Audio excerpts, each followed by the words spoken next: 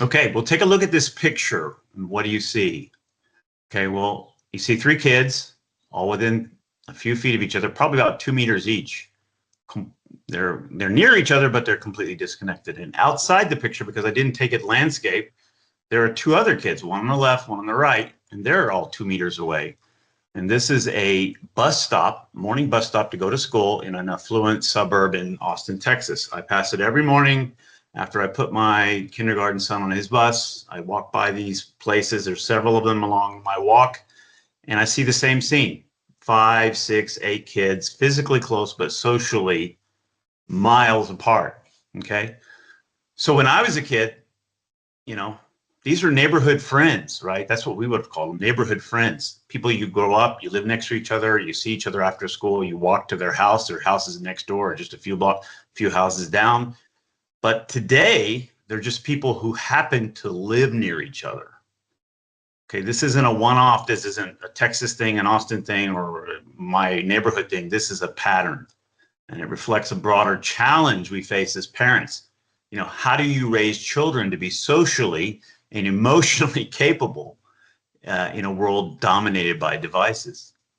And, you know, it's been a real struggle for myself and my family. And we made some conscious choices, which I want to tell you about. I'm not sure they're going to pan out perfectly, but since our son was a baby, we prioritized engagement, personal engagement, talking to him, drawing with him, reading to him, having him read to us, storytelling, the kind of stuff we do at Pitch Club.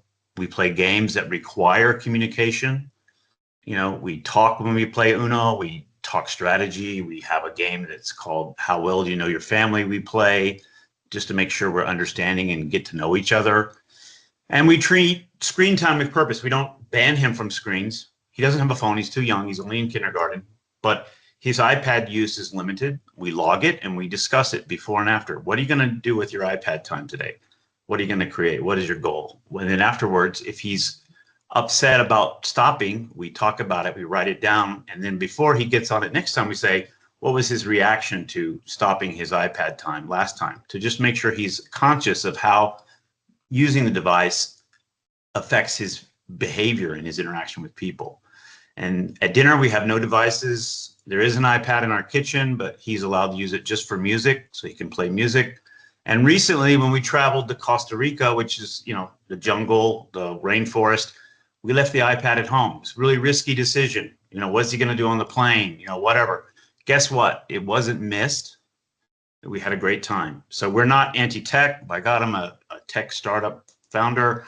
My first job was at Microsoft. You know, our son is going to need to be tech savvy, but we refuse to let devices become a substitute for a real connection. It's not easy, and we have to have really awkward conversations with other parents in the neighborhood and at school, because when he goes over to their house, we have to say, please don't let him do this or that or whatever. So it's really tough, stop you but there, it's worth James, it. on the time. You were just about at your conclusion. Do the there. hard thing. Thank you.